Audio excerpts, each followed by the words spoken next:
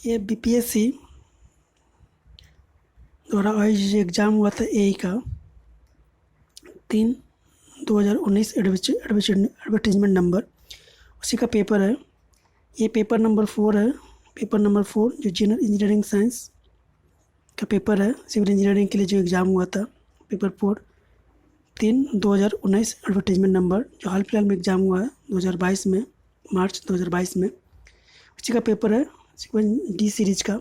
इसको हम लोग आज सॉल्व करेंगे। इससे पहले हम लोग पेपर 4, 5 और 6 देख चुके हैं। हम लोग इसमें पेपर जो बीपीएससी एई का जो पेपर हुआ था, टोटल 6 पेपर हुआ था, 1 से लेकर 6 तक। लोग 2 पेपर सॉल्व कर लिए हैं, तीसरा पेपर सॉल्व कर रहा है आज। आज का जो पेपर है वो पेपर 4 और जनरल इंजीनियरिंग का पेपर है। इसमें भी 50 क्वेश्चन दिया हुआ है, 100 नंबर का है और 1 घंटा में इसको सॉल्व करना रहता है। टोटल का टोटल ऑब्जेक्टिव है, ठीक है। सीक्वेंस डी का मेन इंपॉर्टेंट इसमें अगर इंस्ट्रक्शन देखा जाए तो बस वही है कि ऑल क्वेश्चन है equal marks and 50 questions are in this booklet. तो और इंस्ट्रक्शन अगर इंपॉर्टेंट इसमें है तो सबसे मेन इंपॉर्टेंट क्वेश्चन इसमें यह है कि इसमें निगेटिव मार्किंग नहीं है। जो पेपर होता है बीपीएससी का यही के लिए उसमें निगेटिव मार्किंग नहीं होता, तो इंपॉर्टेंट इंस्ट्रक्शन है इसका। दूसरा इंस्ट्रक्शन है क्या कि जो पेन यूज करना रहता है वो ब्लैक या ब्लू ही यूज कर सकते हैं इस पेपर में ओएमआर फिल करने के लिए, या फिर उसमें सिग्नेचर या नाम लिखने के लिए जो भी पेन यूज करेंगे ओनली ब्लू या ब्लैक यूज करेंगे। इस तरह से हम लोग इंस्ट्रक्शन देख लें इसका पेपर 4 का जो बीपीएससी का एग्जाम था। इसका क्वेश्चन देखते हैं। फर्स्ट नंबर पे आते हैं। फर्स्ट नंबर क्या कर रहा है, in a pure inductive circuit. Pure inductive circuit जो बोल रहा है कि in a pure inductive circuit, जो प्योर इंडक्टिव सर्किट जो हो रहा प्योर है और इंडक्टिव सर्किट है। प्योर इंडक्टिव सर्किट में जो पावर होता है वो कितना होता है, तो प्योर इंडक्टिव सर्किट का जो पावर होता है प्योर इंडक्टिव है तो पावर जो होगा वो 0 होता है। पावर जो होता है इंडक्टिव सर्किट का वो 0 होता है। प्योर इंडक्टिव सर्किट में जो पावर होगा वो टोटल वो 0 हो जाएगा। नेक्स्ट है the relationship between impedance and admittance. Admittance और इम्पेडेंस में क्या रिलेशन होता है, तो Z इज इक्वल टू 1/बाई होता है।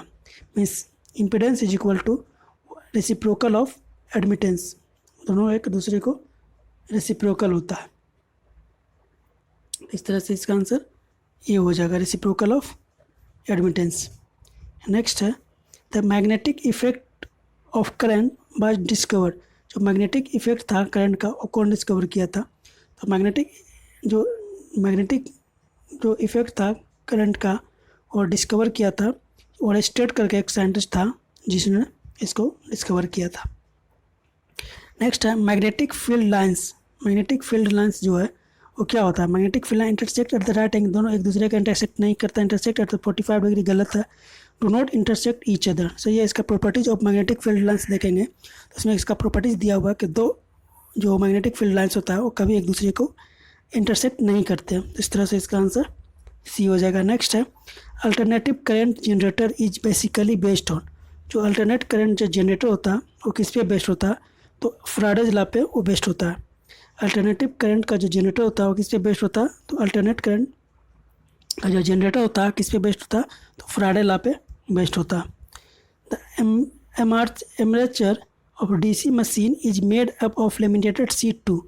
और किससे बना था एमरेचर इसका, डीसी सर्किट का, तो ये the armature of DC machine is made up the laminated sheet to reduce. अच्छा, क्यों इसको लिमिटेड किया जाता है, ताकि ये increase the dispense of heat, increase dissipation of heat from the armature surface. इसको मेन लिमिटेड किया जाता है ताकि इसका हीट जो है आर्मेचर सरफेस पे वो इंक्रीज कर सके, दैट इज डी। नेक्स्ट है द मेजर फोटोकेमिकल स्मोक। तो मेजर जो होता है फोटोकेमिकल स्मोक का, उसमें मेजर कौन सा है, तो क्लोरोफ्लोरोकार्बन जो है वो मेजर इसमें फोटोकेमिकल स्मोक हो गया। मेजर जो फोटोकेमिकल स्मोक देखा जाए तो मेजर होता है क्लोरोफ्लोरोकार्बन। नेक्स्ट पूछ रहा है how many different type of primary pollutant together contribute about. Primary pollutant पूछ रहा है, प्राइमरी पोल्यूटेंट कौन सा होता है, तो सोडियम ऑक्साइड का जो होगा वो सल्फर डाइऑक्साइड हो जाएगा। उसके बाद कार्बन मोनोऑक्साइड हो जाएगा। उसके बाद होता है H2SO4, जो होता है H2O, carbon monoxide, carbon H2SO। तो ये जो 5 है इसमें वो जो होता है इंपॉर्टेंट जो होता है वो 90% कवर करता है। तो ओनली 5 जो है मिलकर के 90% प्राइमरी पोल्यूटेंट को कवर करता है। मेजर देखा जाए तो NO2 हो जाएगा, SO2 हो जाएगा और CO2 हो जाएगा। इस तरह से मेजर जो होगा टोटल 5 जो है वो एयर पोल्यूटेंट में जो प्राइमरी एयर पोल्यूटेंट जो है 90% कवर करता है टोटल 5 मिल करके, that is B. BOD stand for, BOD मतलब क्या होता है, बीओडी मीन्स होता है biochemical oxygen demand, that is A. The purest form of naturally occurring water, जो प्योरेस्ट फॉर्म होता है वाटर का कौन सा होता है, तो रेन वाटर होता है, इसको प्योरेस्ट फॉर्म बोलते हैं, that is A. In order to determine the effect of force acting on a body where must known, in order to determine the effect of force acting on a body, किसी body पे कोई force act कर रहा तो उसको determine करने के लिए हम लोग क्या होना चाहिए, तो magnitude of force be must known, हमको क्या पता होना चाहिए उसके लिए वो पूछ रहा है। तो मैग्नीट्यूड ऑफ फोर्स पता रहना चाहिए, सही है। लाइन ऑफ एक्शन किस लाइन में लग रहा है वो पता रहना चाहिए, और नेचर ऑफ द फोर्स, और नेचर कॉम्प्रेसिव है या फिर टेंसाइल है वो पता रहना चाहिए, मतलब तीनों पता होना चाहिए टोटल इफेक्ट निकालने के लिए किसी बॉडी पे फोर्स लग रहा है तो all of the correct. Concurrent force कैसा होता है, जिससे एक पॉइंट पे बहुत सा फोर्स लगता है तो सारे फोर्स को हम लोग कंकरेंट फोर्स करते हैं। किसी एक पॉइंट पे जब फोर्स एक्ट करता है, the force acting on a point is known as, the multiple force acting on a point in a same plane is known as concurrent. Lies on the same line गलत है। Meet at one point, किसी एक point पे बहुत सा force मिलता है तो उस पॉइंट को हम लोग कंकरेंट फोर्स करते हैं, दैट इज बी हो जाएगा इसका आंसर। नेक्स्ट देखते हैं, नेक्स्ट क्वेश्चन क्या कर रहा है। A body start to slide over a horizontal surface with, horizontal surface पर स्लाइड करना शुरू करता है वेलोसिटी 0.2 मीटर पर सेकंड से, due to friction the velocity decrease, friction के कारण उसमें डिक्रीज कर रहा है वेलोसिटी। द रेट इसका दिया हुआ मीन्स एक्सेलरेशन दिया हुआ 0.02, how much time will take to body stop, means initial velocity देखा जाए तो 0.2 से वो स्लाइड कर रहा, फाइनल वेलोसिटी 0 लाने बोल रहा है, तो उसमें टाइम कितना लगेगा। तो एक रिलेशन जानते हैं हम लोग, V is equal to U plus A T, ठीक है। बी बराबर 0 कर देना है, और यू दिया हुआ है मेरा 0.2, एक्सेलरेशन मेरा दिया हुआ है, प्लस में डिक्सलेट हो रहा था, माइनस हो जाएगा 0.002, टाइम निकालना था, टाइम का वैल्यू निकल जाएगा। टाइम बराबर क्या आ जाएगा मेरा 0.2 डिवाइड बाई 0.002, यहाँ सॉल्व करेंगे तो कितना आ जाएगा मेरा 10 सेकंड आ जाएगा, दैट इज ए। नेक्स्ट है, which of the following is not having identical dimension, इसमें से पूछ रहा है कि कौन इसमें जो है आइडेंटिकल डायमेंशन नहीं है। तो मोमेंटम का डायमेंशन क्या था, मोमेंटम क्या होता है एफ डॉट टी, और मोमेंटम क्या होता है एम इंटू बी, इसका डायमेंशन देखा जाए तो M T minus 1 L. Impulse क्या होता है एफ डॉट डेल टी, इसका मोमेंट डायमेंशन देखा जाए तो M L T minus 1, means दोनों सेम हो गया, तो ये सेम दोनों का सेम हो गया। टॉर्क एनर्जी दोनों का जूल या फिर न्यूटन मीटर होता है। काइनेटिक एनर्जी पोटेंशियल एनर्जी दोनों का सेम है, दोनों जूल है, तीनों सही हो गया, तो बचा एक जिसका नहीं होगा, that is D. The total strain energy store in a body term, जो टोटल स्ट्रेन एनर्जी स्टोर करता है किसी बॉडी में उसको क्या कहते हैं, तो रिलीजेंस बोलते हैं उसको। अगर टोटल स्ट्रेन एनर्जी जो स्टोर हो रहा है किसी बॉडी में उसको क्या बोलते हैं, तो रिजिलेंस बोलते हैं, दैट इज ए। नेक्स्ट है, which of the following not a surveying equipment, इसमें से कौन है जो सर्वेइंग इंस्ट्रूमेंट नहीं है, तो सर्वेइंग इंस्ट्रूमेंट नहीं है वो पूछ रहा है। तो पिटोट ट्यूब क्या होता है, हम लोग पिटोट ट्यूब जानते हैं कि फ्लूइड में हम लोग इसका जो वेलोसिटी होता है, फ्लूइड का जो वेलोसिटी होता है उसमें निकालने के लिए हम लोग यूज करते हैं, फ्लूइड वेलोसिटी निकालने के लिए हम लोग पिटोट ट्यूब का यूज करते हैं, तो ये सर्वे इंस्ट्रूमेंट नहीं है, इस तरह से इसका आंसर बी हो जाएगा। नेक्स्ट है द डिस्क, नेक्स्ट है ऊपर छूट गया क्या, नहीं। नेक्स्ट है the disc supply energy meter is made of, the disc supply energy meter is made of which material, जो डिस्क होता है वो किस मटेरियल का बना होता है, तो वो एल्युमिनियम का बना होता है। जो डिस्क होता है वो किस मटेरियल का बना होता है, तो एल्युमिनियम का बना होता है। जो एनर्जी मीटर जो सप्लाई करता है डिस्क जो है किस मटेरियल का बना होता है, तो एल्युमिनियम का बना होता है। नेक्स्ट है, which of the following option true for a given statement for flatness के लिए इसमें से कौन सा स्टेटमेंट सही है। Straight edge can be use to check flatness, जो स्ट्रेट एज होता है उसको हम यूज कर सकते हैं फ्लैटनेस चेक करने के लिए, सही है।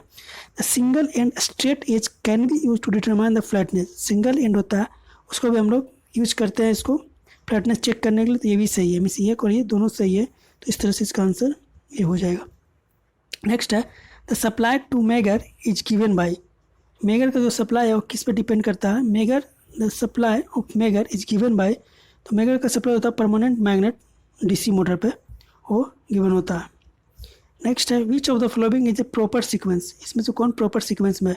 Proportional limit, elastic limit, yielding. हम लोग जानते हैं कि अगर ये ग्राफ देखा जाए तो इस तरह से अगर ग्राफ होता है, अगर यूडी माइल्ड स्टील का देखा जाए, माइल्ड स्टील का अगर हम स्ट्रेस स्ट्रेन ग्राफ देखा जाए तो स्ट्रेस स्ट्रेन ग्राफ देखा जाए, यहाँ प्रोपोर्शनल लिमिट, यहाँ इलास्टिक लिमिट, यहाँ पर यील्ड पॉइंट, यहाँ पे नेकिंग, यहाँ पे फ्रैक्शन। ठीक है, तो सबसे पहले प्रोपोर्शनल, फिर इलास्टिक, फिर यील्ड। तो सबसे पहले प्रोपोर्शनल, फिर इलास्टिक, फिर यील्ड। तो यहाँ पर हो जाएगा मेरा सीक्वेंस सबसे पहले ये।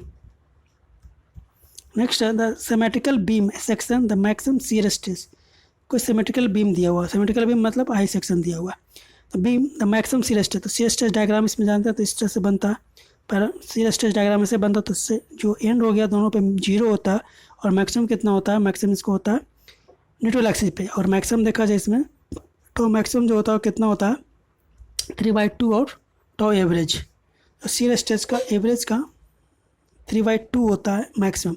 तो मैक्सिमम कहाँ पे होगा ये पूछ रहा है, मैक्सिमम कहाँ पे होगा तो सेंट्रोइड एक्सिस, इज बी।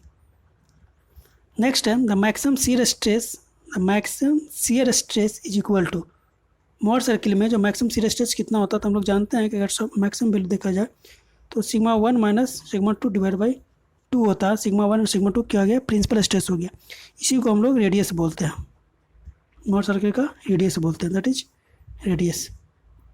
ये हो गया रेडियस, जो वैल्यू होता है ये वैल्यू होता है, इसी को रेडियस बोलता है, इसका वैल्यू कितना होता है σ1 minus σ2 divide by 2, that is radius of Mohr circle या टॉ मैक्सिमम। नेक्स्ट हो गया the stress induced in the body when suddenly applied, stress in a body induced when suddenly applied load is the stress induced when the simple load is applied, same load is applied gradually.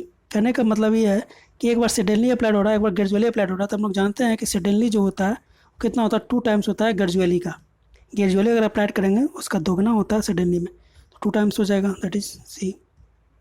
Next हो गया the effective length of column of length L fixed against rotation and translation at one end and free at the other end. बोल रहा है कि एक जो and है वो रोटेशन और ट्रांसलेशन दोनों बंद है उसका, और दूसरा जो एंड है वो फ्री है, तो उस केस में जो इफेक्टिव लेंथ होगा कैसा होगा, मीन्स वन एंड फ्री है और दूसरा एंड फिक्स है, तो इस एंड में जो इफेक्टिव लेंथ होता है वो कितना होता है 2L हो जाता है, दैट इज डी। नेक्स्ट है cylinders ratio is the ratio of effective length and column and. Cylinders ratio का जो डिफिनीशन होता है इसको लैम्डा से इंडिकेट करते हैं, जो इसका जो डिफिनीशन होता है it is the ratio of L effective divided by R minimum. R minimum क्या होता है, मिनिमम रेडियस ऑफ जायरेशन। अगर आर मिनिमम का वैल्यू देखा जाए तो under square root I by ये होता है, आई होता है मोमेंट ऑफ इनर्शिया और ये होता है एरिया ऑफ क्रॉस सेक्शन। तो सिलेंडर्स रेशियो का वैल्यू हो गया L effective divide by R minimum, R minimum का वैल्यू होता है under square root I divide by A. तो यहाँ पे क्या बोल रहा था, minimum least radius of gyration, that is least radius of gyration. Lime has been conventionally classified, lime को कितने पार्ट में कन्वेंस करते हैं, तो हम लोग इसको 3 पार्ट में करते हैं। कौन कौन से करते हैं, फैट लाइम, हाइड्रोलिक लाइम और पुअर लाइम।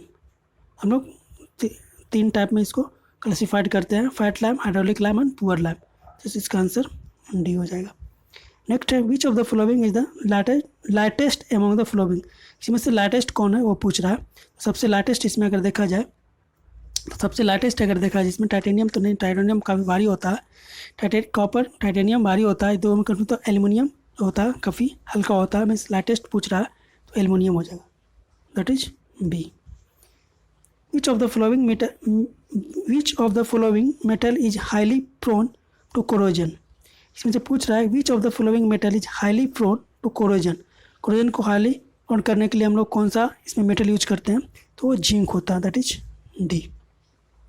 नेक्स्ट है steel with carbon is known as हाइपोइटेक्चुअल।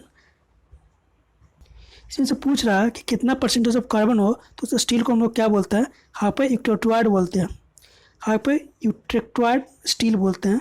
तो उसको अगर इसको हाइपोइक्टेक्टोइड स्टील का बोलते हैं जब उसका परसेंटेज ऑफ कार्बन जो है 0.8% से कम हो जाए तो उसको बोलते हैं, दैट इज बी। नेक्स्ट है the particular task performance in CPM is known as. Particular task जो परफॉर्म कर रहा है CPM में उसको क्या बोलते हैं, तो उसको एक्टिविटी बोलते हैं। टास्क परफॉर्म करता है उसको एक्टिविटी कहते हैं। विच of the following is an important factor that Which of the following is an important factor that can affect the accuracy and efficiency of estimate? इसमें से एक्यूरेसी और इफ़िशियंसी दोनों को जो इफेक्ट पहुँचाए उसमें से कौन है? तो प्रोजेक्ट साइज जो होता है वो एक्यूरेसी और एस्टिमेट का जो बोल रहा है कि एस्टिमेट का जो एक्यूरेसी बोल रहा है कि एस्टिमेट का जो एक्यूरेसी और इफ़िशियंसी दोनों को इफेक्ट पहुँचाए वो कौन सा होगा? तो प्रोजेक्ट साइज हो जाएगा, दैट इज ए। नेक्स्ट है the critical path. Critical path क्या होता है? सबसे लॉन्गेस्ट पाथ होता है, that is critical path is the longest path of the network. Network का जो लॉन्गेस्ट पाथ होता है उसी को क्रिटिकल पाथ करते हैं। या टोटल फ्लोट जब 0 हो जाएगा जिस फ्लोट में, उस फ्लोट को हम लोग क्रिटिकल पाथ करते हैं। नेक्स्ट है is an oldest type of machine which removes earth. मतलब अर्थ रिमूव करने के लिए इसमें सबसे ओल्डेस्ट टाइप कौन सा हो जाएगा वो पूछ रहा है। सबसे ओल्डेस्ट इसमें से कौन सा होगा? तो एक्सकेवेटर जो है सबसे ओल्डेस्ट टाइप मशीन है जो अर्थ रिमूव करने के लिए, that is B. while scheduling a project by CPM, a project is divided into various activity। जो प्रोजेक्ट है वेरियस एक्टिविटी में डिवाइड करते हैं, सही है। Required time for each activity establish. जो हर एक एक्टिविटी के लिए हम लोग टाइम को इस्टेब्लिश करते हैं, ये भी सही है। A sequence of the various activity is made according their importance. और एक्टिविटी को सीक्वेंस करते हैं जिसका इंपॉर्टेंस इस तरह से उसके अकॉर्डिंग इसको अरेंज करते हैं। इस तरह से मेरा A, B, C तीनों सही है, तो all of these are correct. Next है the friction factor for laminar. Laminar के लिए फ्रिक्शन फैक्टर कितना होता है? तो RE डिवाइड बाई 64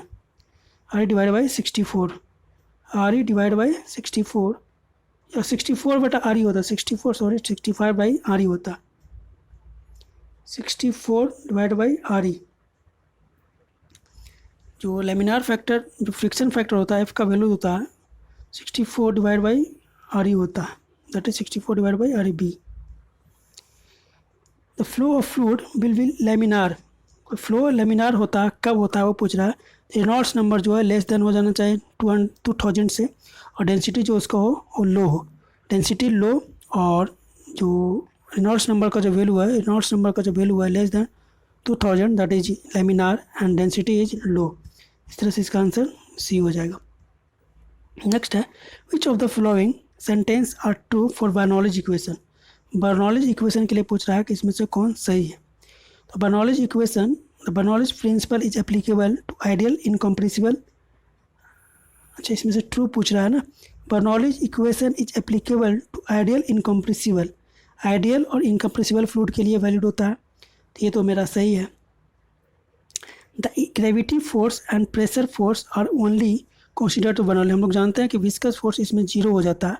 अगर बर्नौलीज प्रिंसिपल यूज करते हैं तो उसका एजम्पशन है कि इसमें जो विस्कस फोर्स है वो 0 होना चाहिए। तो ग्रेविटी फोर्स और प्रेशर फोर्स लगता है, तो ये भी सही है, ये भी सही है। The flow of fluid is rotational नहीं ई रोटेशनल होता है। यहाँ पर ई रोटेशनल रहता तो ये सही होता, तो ये गलत हो गया। The heat transfer into or out of the fluid should be 0 to apply Bernoulli principle. अगर बर्नौली प्रिंसिपल यूज कर रहे हैं तो जो हीट सप्लाई हो वो 0 होना चाहिए, ये भी सही है। तो ऑप्शन देख लेते हैं। मेरा सिर्फ 3 जो है रोटेशनल नहीं ई रोटेशनल होगा, गलत हो गया। 3 को छोड़ के 1, 2, 4 सही है, दैट इज 1, 2, 4, दैट इज सी।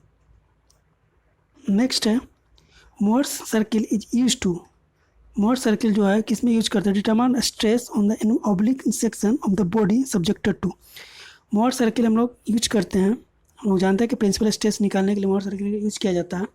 तो हम लोग किस मेथड में यूज करते हैं? डायरेक्ट टेंसाइल स्ट्रेस प्रोवाइड हो तो plane according by the shear stress, सही बात है। प्रिंसिपल स्ट्रेस और शियर स्ट्रेस दोनों हो तो यूज करते हैं। Direct tensile stress in the 2 mutually perpendicular plane, अगर दोनों टेंसाइल है तो भी यूज कर सकते हैं। Direct tensile stress in the 2 mutual direction according by the simple shear stress, अगर 2 टेंसाइल लग रहा है और एक शियर लग रहा है तो भी यूज करते हैं, तो ये भी यूज करेंगे, ये भी यूज करेंगे। मतलब तीनों कंडीशन के लिए हम लोग मोर्स सर्किल यूज कर सकते हैं, या मोर्स सर्किल हम लोग तीनों कंडीशन के लिए यूज कर सकते हैं। इस तरह से इसका आंसर जो हो जाएगा, और अब द एबव कंडीशन में यूज कर सकते हैं मोर्स सर्किल। नेक्स्ट है the emissive power of gravity. Emissive power of grey body पूछ रहा है। Emissive power of grey body कितना होगा? इमिसिव पावर जो ग्रे बॉडी का होता है वो less than that of emissive power of black body. हम लोग जानते हैं कि ब्लैक बॉडी इमिसिव पावर जो होता है ग्रे बॉडी का वो कम होगा किससे? ब्लैक बॉडी का, तो लेस देन, दैट इज ये। नेक्स्ट है the absorptivity of black body.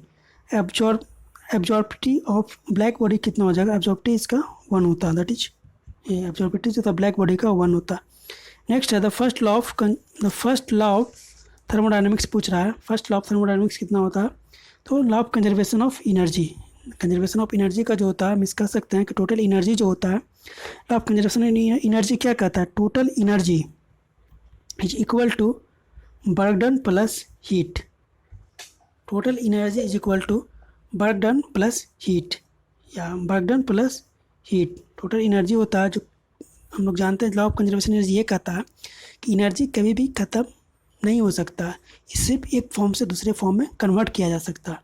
इसी को हम लोग फर्स्ट लॉ ऑफ थर्मोडायनेमिक्स यही किया था कि एनर्जी जो होता है कंजर्व रहता है हमेशा, कंजर्व एनर्जी। नेक्स्ट है the radiant energy emitted by the black surface stack the non-black surface, and if non-black surface has absorptivity alpha then it is will be absorptivity how much radiation। हम लोग जानते हैं कि जो ऑब्जर्विटी होता है वो डायरेक्टली प्रोपोर्शनल होता है ये का, तो डायरेक्टली प्रोपोर्शनल कर सकते हैं, ये बी का हो जाएगा ऑब्जर्विटी ऑफ बी। नेक्स्ट है auto cycle is the air standard cycle. Auto cycle का पूछ रहा है। Auto cycle is an air standard cycle of spark ignition engine.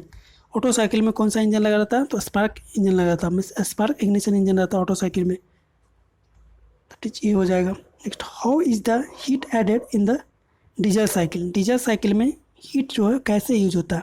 तो डीजल साइकिल में जो हीट यूज होता है वो कांस्टेंट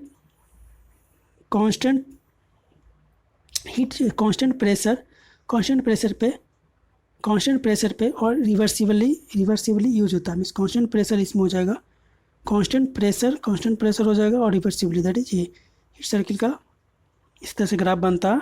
एक कांस्टेंट प्रेशर, कांस्टेंट वॉल्यूम और आइडियाबैटिक और आइसोथर्मल आइसोट्रॉपिक। नेक्स्ट है which type of turbine is a Francis turbine. इसमें से कौन जो है वो फ्रांसिस टरबाइन है। फ्रांसिस टरबाइन इसमें से कौन सा हो जाएगा? रिएक्शन टरबाइन जो है वो फ्रांसिस टरबाइन हो गया। इम्पल्स टरबाइन जो होता है वो पेल्टन टरबाइन होता है। इम्पल्स टरबाइन, और रिएक्शन टरबाइन जो होगा वो फ्रांसिस टरबाइन हो जाएगा। नेक्स्ट है centrifugal pump transfer energy. Centrifugal pump जो है वो कहाँ एनर्जी ट्रांसफ़र करता है, कैसे एनर्जी ट्रांसफ़र करता है? तो सेंट्रीफ्यूगल पंप जो है transfer energy rotor to fluid, means rotor से फ्लूइड पे करता है। सेंट्रीफ्यूगल पंप क्या होता है? फ्लूइड को हॉट करता है, मीन्स फ्लूइड को प्रेशर डालता है। कहाँ पे आता है इस पर प्रेशर, कहाँ से आता है या एनर्जी कहाँ से आता है? तो रोटर से आता है। तो रोटर से कह सकते हैं एनर्जी कहाँ जाता है? फ्लूइड पे, और फ्लूइड जो है इससे बाहर पंप से माध्यम से बाहर आता है। तो centrifugal pump are use to transport. अभी देखें हम लोग सेंट्रीफ्यूगल पंप हम लोग यूज करते हैं तो फ्लूइड को ट्रांसपोर्ट करने के लिए, दैट इज डी। नेक्स्ट है in a centrifugal pump the rotational kinetic energy comes from. फिर से सेंट्रीफ्यूगल पंप से आ गया। तो सेंट्रीफ्यूगल पंप में रोटेशनल एनर्जी है वो कहाँ से आता है? तो रोटेशनल एनर्जी हो सेंट्रीफ्यूगल पंप में, रोटेशनल एनर्जी जो है सेंट्रीफ्यूगल पंप में इंजन मोटर से आता है। रोटेशनल एनर्जी काइनेटिक एनर्जी कहाँ से आ गया? Comes to engine motor, that is C. Engine से आता है सेंट्रीफ्यूगल में एनर्जी। नेक्स्ट है superposition theorem when we consider the effect of one current source all the other current sources. अगर सुपरपोजिशन थ्योरम यूज कर रहे हैं उसमें अगर वन सोर्स को हम लोग कंसीडर कर रहे हैं तो बाकी जो सोर्स है उसको हम लोग ओपन कर देते हैं। अगर इफेक्ट वन सोर्स को हम लोग निकाल रहे हैं, मतलब इफेक्ट कर रहा है वन सोर्स को हम लोग कंसीडर करके, तो बाकी जो सोर्स है उसको हम लोग ओपन कर देते हैं, दैट इज बी। नेक्स्ट है in the inductive circuit when inductance और inductive reactance increase then the circuit current का पूछ रहा है। हम लोग जानते हैं कि अगर ये इंडक्टेंस और इंडक्टिव रिएक्टेंस दिया हुआ है, हम लोग जानते हैं करंट जो होता है एक फार्मूला जानते हैं Z is equal to V divide by I। तो I जो होता है करंट होता है, तो हम लोग देखें यहाँ से करंट जो है बराबर V डिवाइड बाई Z हो जाएगा, या फिर कह सकते हैं कि करंट जो हो गया इन्वर्सली प्रोपोर्शनल हो गया 1/Z जेड का, तो जेड का वैल्यू जैसे ही बढ़ाएंगे तो आई का वैल्यू घटेगा। कह रहा है कि inductive circuit when the inductance और inductive circuit increase then the current जो होगा वो डिक्रीज करेगा, दैट इज बी। इस तरह से देखें कि हम लोग इसका 50 क्वेश्चन देख लिए। ये पेपर 4 था या फिर जनरल इंजीनियरिंग साइंस का पेपर था जो बीपीएससी हेल्ड किया था। बीपीएससी ए का जो पेपर है, पेपर 4 नंबर था, ये 3 19 का पेपर था, इसको हम लोग सॉल्व किए। नेक्स्ट पार्ट में इसका जो बचा हुआ पेपर है उसको सॉल्व करेंगे।